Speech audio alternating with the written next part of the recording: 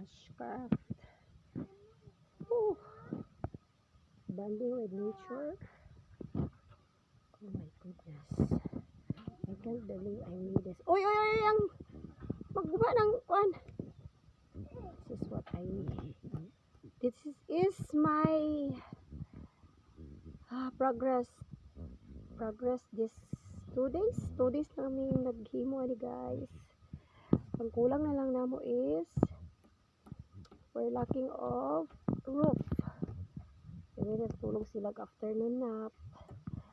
I can't believe it. I made it by myself. Wow. Kana siya guys, dapat kan-anan na unya kay na short man ko sa stand.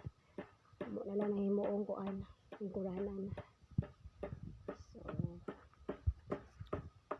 So mura lang makita na lang kung laing nilamping ang paghimuong lamisa. Kana lingkuranan, tambayanan, kare, higanan. Inya butangan pag atop, wala pay.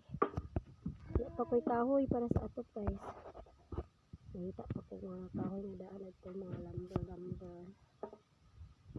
Anyway, just showing you my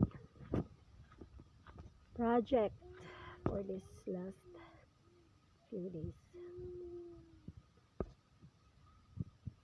We are totally off from the social media, so every time I record this, it's all because I'm doing this recording for the documentary when I will be needed to make a full vlog soon. When I finish this, I will make a video step by step for this simple small log cabin here at the back of our simple house in Philippines.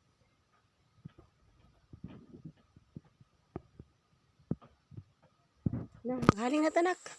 Nak, haling ta. Mukha kay ikaw kay hapon na. It's already sunset. Time check. It's already 4 o'clock. I work whole day today guys. From 10 o'clock in the morning. And also together with my kids. Oh wow, I like the cauliflower. That's why I try to make a little shade here. Because I want to see the sky. Because this is the perfect scenery here. All of the clouds are really nice, especially at this time. Anyway, thank you for watching everyone. That's our hillside stove. I have to make one more big here.